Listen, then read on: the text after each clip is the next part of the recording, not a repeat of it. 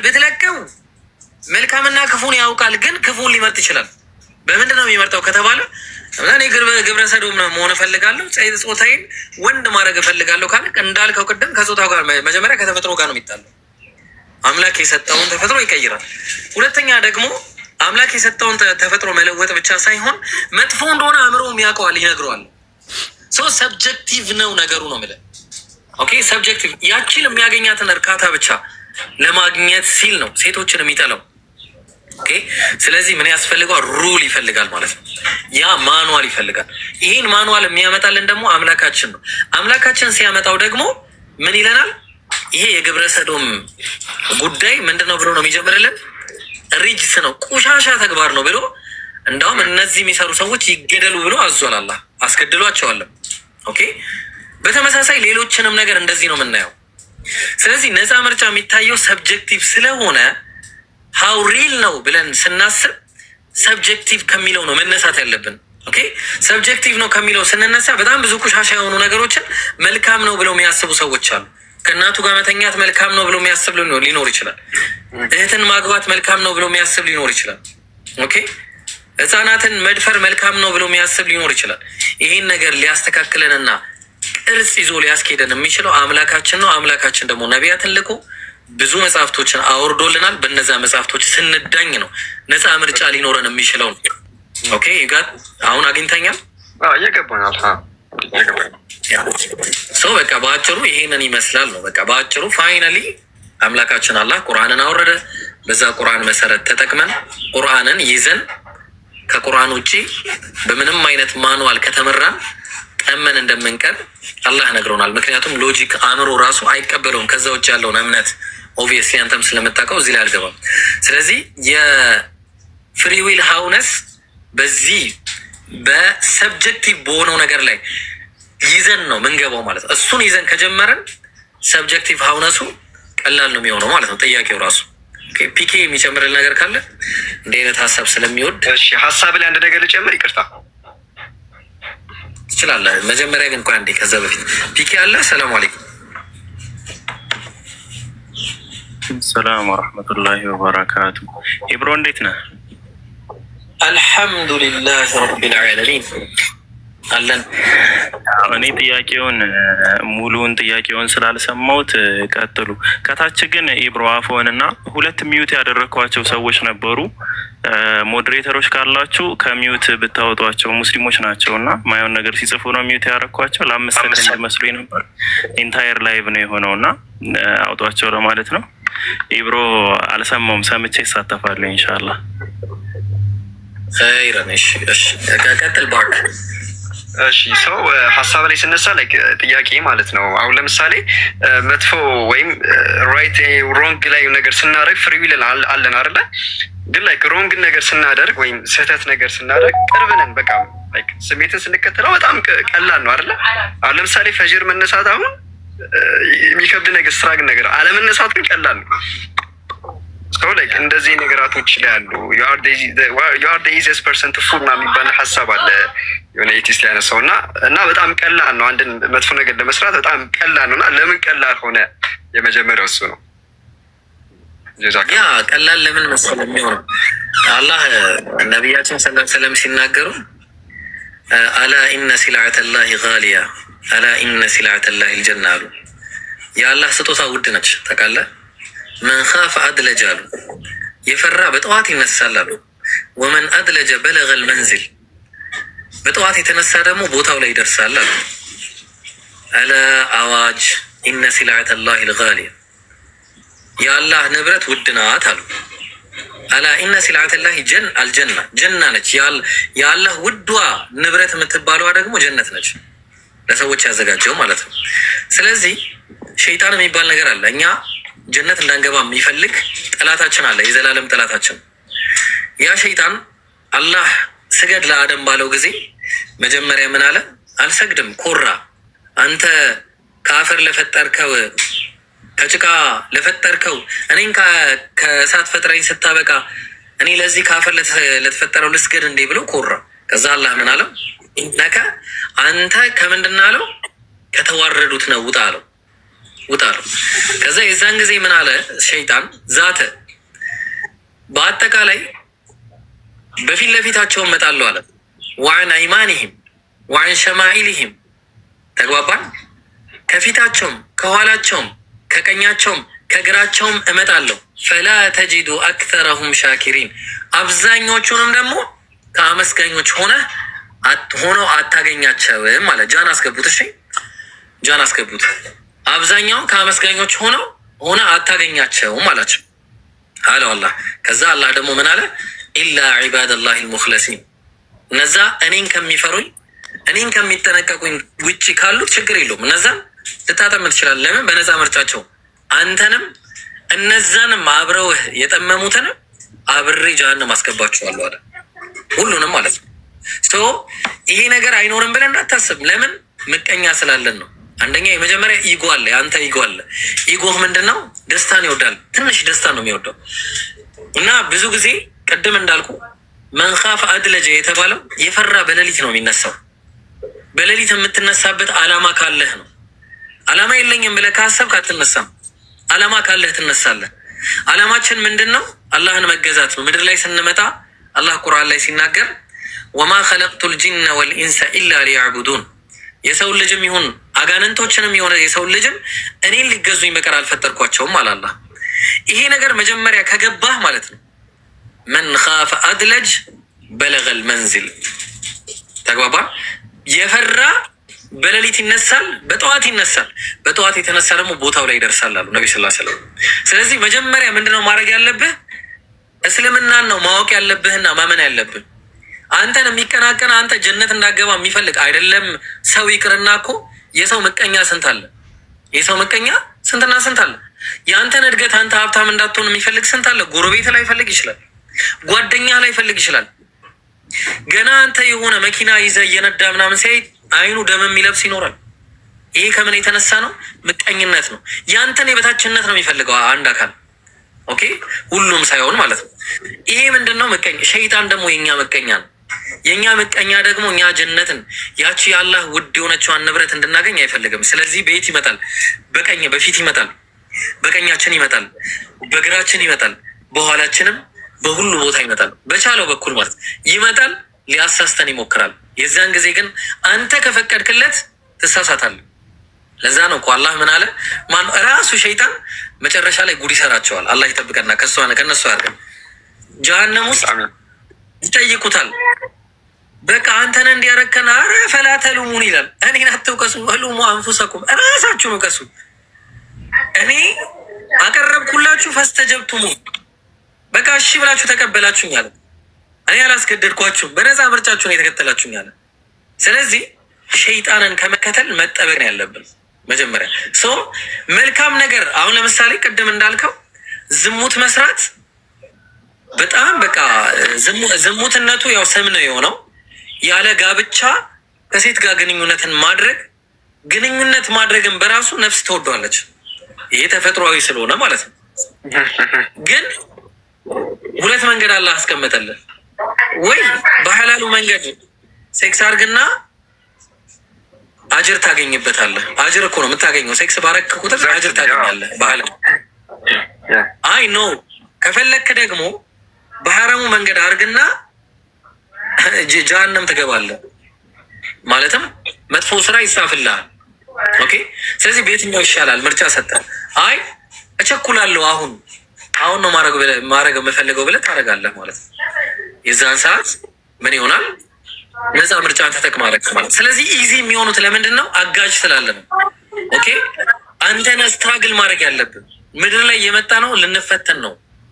አላማውም መጀመሪያ ምንድን ነው ያለው አላህ በሱረቱል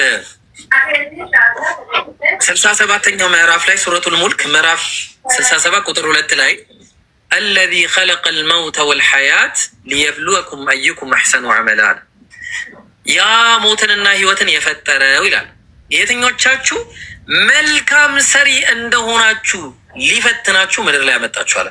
ኦኬ። ምድር ላይ የመጣ ነው ልንፈተን ነው። ፈተና ካለ ደግሞ ሪዋርድ አለ። ፈተና ያለ ሪዋርድ የለም፣ ሪዋርድም ያለ ፈተና የለም። ኦኬ። ስለዚህ ፈተና ካለ ሪዋርድ አለ። ሪዋርድ የምናገኘው ስንፈተንና ስናልፍ ነው። ኦኬ። ስለዚህ መልካም ከሰራን ጀነት እንገባለን ኢንሻአላህ። መጥፎ የሰራ ደግሞ ጀሃነም ይገባል። አላህ ይጠብቀን። ሶ እያልኩ ያለሁት የሚበዛበት ምክንያቱ ኢትስ ኦንሊ ዩ ኤንድ ዩ፣ ማንንም እንዳትወቅስ። ኢትስ አባውት ዩ ኤንድ ዩ፣ አንተና አንተ ብቻ ናቸው የምትጠየቁ። ለዚህ ሸይጣን ምርጫ ነው የሚያቀርብልህ፣ አያስገድም። እንደዚህ ይዞ ሄዶ ያውቃል እንደ ሰይጣን የወሰደ ቦታ ምናልባት የወሰደ ካለ ነገር ወስዶ ከሆነ ዊስፐር ብቻ ነው የሚያደርገው፣ ሌላ ነገር የለው። ዳስ ዊስፐር። ያንን ዊስፐር አንተ ከፈለግከው ትቀበለዋለህ፣ ካልፈለግከው ደግሞ ጌት ዌይ ፍሮም ሚ አዑዙ ቢላሂ ሚነ ሸይጣን ረጂም ብለህ በአላህ ተጠብቀህ ትሄዳለህ ማለት ነው። አዎ፣ ግን ያው እንትን ስትል አብዛኞቹ ሰዎች ያው በጣም ይታልላሉ እና ስፔሻሊ ኢንቫይሮንመንትን ወይ አካባቢናም ስታይ በቃ ኢጎ ያጠቃቸው ሰዎች አሉ፣ በኩራት ውስጥ ያለፉ ሰዎች አሉ። እና ላይክ እንዴት ነው ምክንያቱም ኦቨር 90% ኦፍ ዘ ፒፕል ላይክ የታለሉ ናቸው አይደለ? በሰይጣን ታለዋል። እና ላይክ እንዴት ነው የፍትሁ ነገር? ያው በፍሪቪል በጣም ዲፕ ጥያቄ አለኝ እና ብዙ ያልተመለሰኝ ጥያቄ አለ። ኢንሻአላህ ተመልሰኛል። እዚህ ጋር ደግሞ በጣም ቀላል ነው። የዚህ መልስም በጣም ቀላል። እሺ፣ አንድ ሰው ብዙዎች የሚታለሉ አሉ። በመታለል አላህ አይቀጣንም። ደስ የሚለው ነገር ይሄ ነው። አላህ ፍትሃዊ ነው ስንል እኮ ይሄ ነው።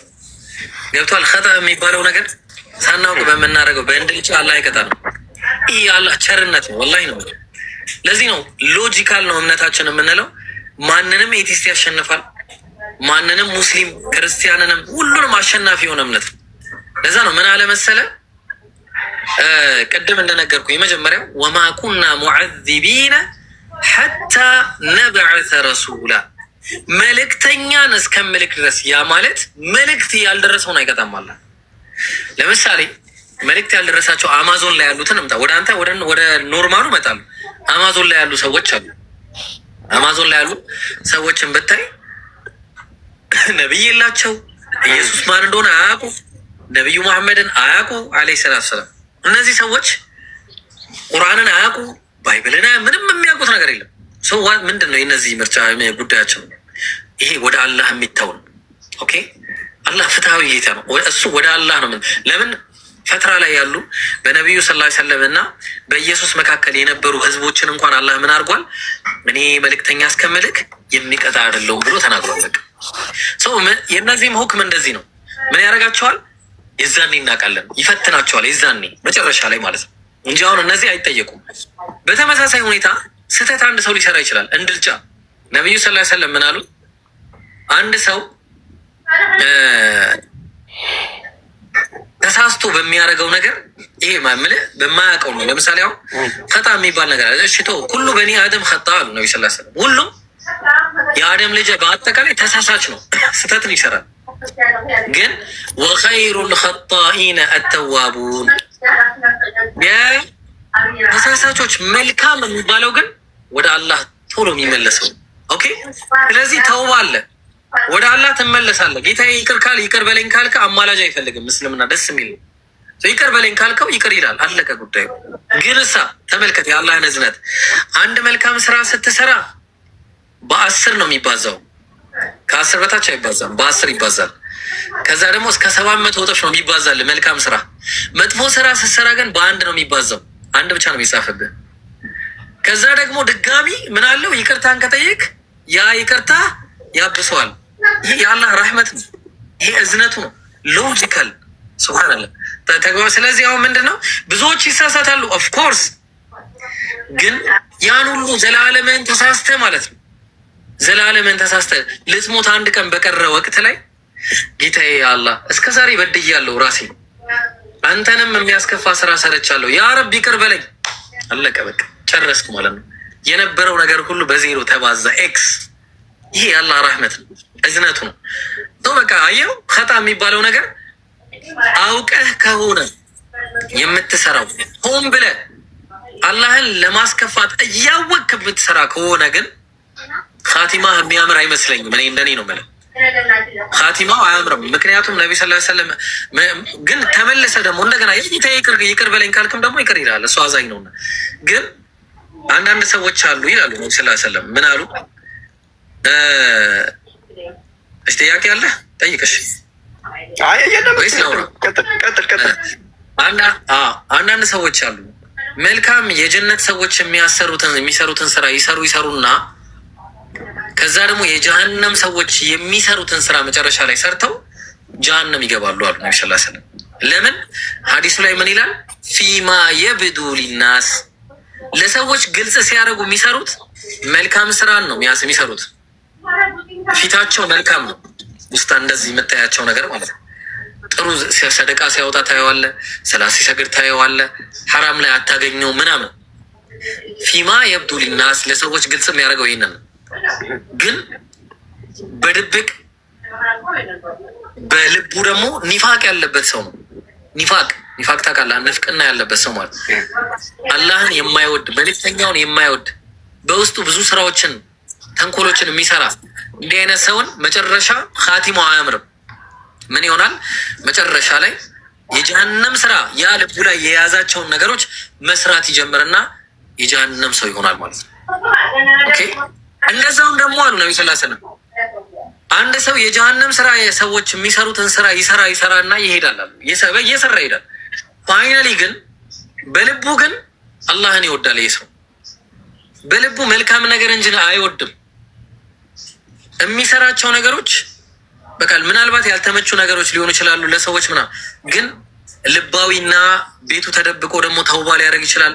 እያለቀሰ ሊያድር ይችላል። ጌታዬ ይቅር በለኝ፣ ዚና ሰራውኝ፣ ያ ረብ ይቅር በለኝ እባክህ እያለ አላህን የሚፈራ ሊሆን ይችላል። ፋይናል የዚህ ሰውዬ መጨረሻ ምን አይነት እንደሆነ ታውቃለህ? አላህ የጀነት ሰዎች የሚሰሩትን ስራ ሰርቶ እንዲሞት ያመቻቸዋል። ገብቷል? ልቡ ላይ ያለው እሱ ስለሆነ ማለት ነው። ስለዚህ በተውባ ይሞታል፣ አላህን ፈርቶ ይሞታል። በቃ ያ ነው መጨረሻ። ሰው ምንድን ነው ልላ የፈለግኩት አላህ ሩህሩህና አዛኝ ነው። እኛ በተሳሳት ነውና እቺ ትንንሽ ሲሊ በሆኑ ነገሮች እኛን የሚይዘኝ። እንደዛ ቢሆንማ ብዙ እንዳለ ጀሃነም ነበር የምንገባው፣ እንደዛ ቢሆን ማለት ነው። ግን አላህ አዛኝ ስለሆነ ያን ያለው ግልጽ ነው። አዎ እሺ፣ የመጨረሻ ጥያቄ ስልክ የሚዘጋ ስለሆነ ኢንሻአላህ። ስለዚህ አሁን የኔ የመጨረሻ ጥያቄ ምንድን ነው? ቅድም ባነሳው ሀሳብ ይሄ ዩኒቨርስ ወይም ላይክ ይቺ ዓለም ላይ ፍሪ ዊል አላት ወይ? ላይክ የአላህ ጣልቃ ገብነት ይገባል ወይስ አይገባም? ላይክ ራሷን የምትሰራው አላህ ለምሳሌ አሁን ሲስተምን ገነባ አይደለ? እዚህ ዩኒቨርስ ላይ ሲስተምን ገነባ። ኮዝ ኤንድ ኤፌክት ይባል ነገር አለ። ሰው እነዚህ ነገር አድርጎ አላህ ኢንተራፕት አያደርግም ወይ? ምክንያቱም ብዙ መጥፎ ነገር ሲሰሩ እናያለን አይደለ? ራቅ ባሉ ቦታዎች በጣም ብዙ ነገር ይሰራሉ። ግን ሰው ስለማለት የፈለኩት ኢንተራፕሽን አለው ወይስ የለውም? ሰዎች እሺ፣ ቀጥል። አዎ አላህ ጣልቃ የሚገባበት ቦታ አለ። ለምሳሌ ጣልቃ ሲገባ ስትል የኑህ ዘመኖችን ውሰደው። ወደ ዋናው ፖይንት እመጣላለሁ። ጣልቃ ገብነቱ አንድ ወማ ተሻኡነ ኢላ አየሻ አላሁ ረቡል ዓለሚን የሚል አንድ ጥቅስ አለ። እሱን አመጣላለሁ። ለምሳሌ የኑህ ዘመን ህዝቦች አሉ። የኑህ ዘመን ህዝቦች ኑህ 950 ዓመት ነው የለመናቸው የጠየቃቸው ማለት ነው። ከዛ በኋላ ያ ቀውሚ ኢዕቡዱላህ ድምፅ አለ ባርክ አሎ ቀጥል። አይ ቀጥል። አዎ ያ ቀውሚ እናንተ ህዝቦቼ ሆይ አላህን ፈሩ። እስተግፊሩ ረበኩም ኢነሁ ካነ ገፋራ ዩርሲል ሰማአ ዐለይኩም ሚድራራ ወይምዲድኩም ቢአምዋሊን ወበኒና ወየጅዐል ለኩም አንሃራ እያለ አላህ በነቢያት በኩል ይመክራቸው ነበር። እነዛን ህዝቦች ተው እንዲያርጉ እንዲያታርጉ ምናምን እየተባሉ ፋይናሊ ግን በቃ 900 ምናምን ዓመት እምቢ ብለው ሲያበቁ መጨረሻ ላይ አላህ የውሃ ጥፋት አምጥቶባቸው በውሃ አጠፋቸው እነዛን ህዝቦች ማለት ነው። እንዲህ አይነት ጣልቃ ገብነት አለ ከዲዛስተር ጋር በተያያዘ በእነዚህ አይነት ነገሮች ጋር አላህ ነው የሚያደርጋቸው። ወላኪን ግን አንድ ጥቅስ አለ ወማ ተሻኡነ ኢላ አን የሻ አላሁ ረቡል ዓለሚን እናንተ አላህ የሻውን ነገር እንጂ ምንም ነገር ቢሆን አታደርጉም እያለ አላህ ይናገራል። ኦኬ አትሹም። ሰው ምን ለማለት ነው ከተፈለገ መኖርህን አንድ ጊዜ እንትን በለኝ በምሳሌ ስለሆነ ማስረዳ እየሰማሁ ነው ብሮ። ለምሳሌ አሁን እኔ ይህንን ስልክ ለወረውር ፈለግኩኝና ለወረውር ብል እንደዚህ ለወረውር ይህን ታብሌት ለወረውረው ብል ኢንዲፔንደንት ሆኜ አይደለም ወረውረው። ኦኬ ኢንዲፔንደንት አይደለሁም እኔ ኢብራሂም ኢንዲፔንደንት አይደለሁም።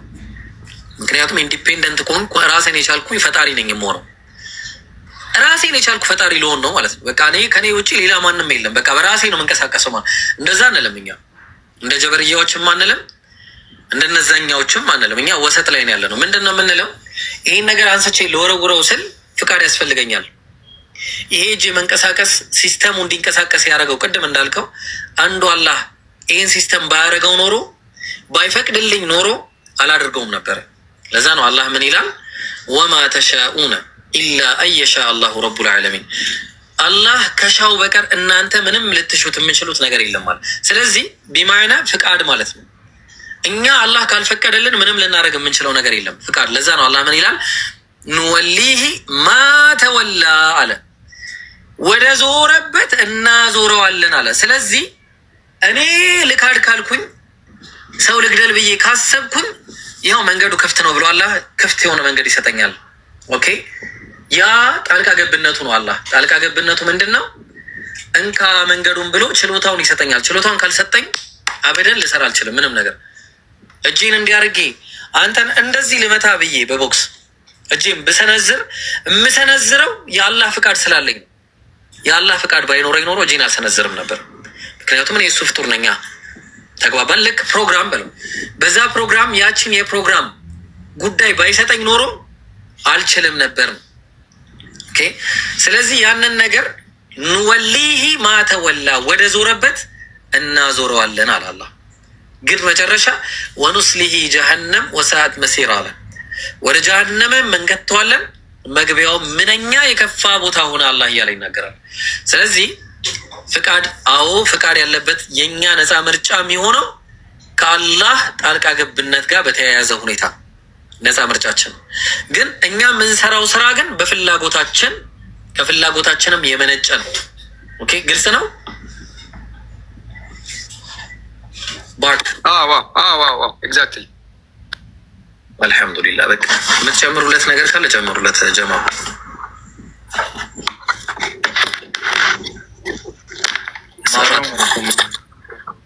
ወአለይኩም ሰላም ወረሕመቱላሂ ወበረካቱ። ኦኬ